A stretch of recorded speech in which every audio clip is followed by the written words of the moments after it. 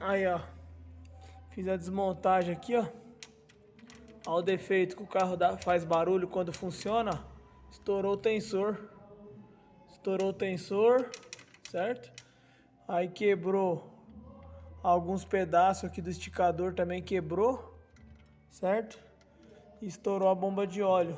Essa parte aqui da corrente pegou aqui na bomba de óleo e estourou. Estourou a bomba de óleo.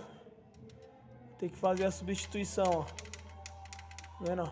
Esticadores, agora desmontar lá em cima. Tá vendo, ó? Trabalhando frouxo, perigoso atropelar a válvula. Essa é a bomba de óleo velha. Parte da frente dela, que ela é bomba de óleo e tampa. E aqui é a bomba de óleo, ó. Corrente pegou aqui e quebrou. Aí tem aquele ditado, né, que os caras falam: ah, carro que tem corrente de comando não precisa fazer revisão. Aí, ó, carro com acho que 170 mil, 120 mil, não sei. Estourou já. Falta de manutenção, troca de óleo feito na hora errada. Tudo isso influencia. Essa é a polia do virabrequim também. O certo é substituir ela. Tá ruim já. Ó.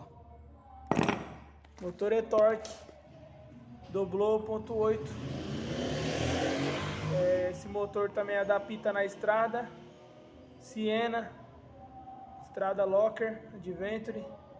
Até no Jeep Renegade vai esse motor aí, e-torque 1.8.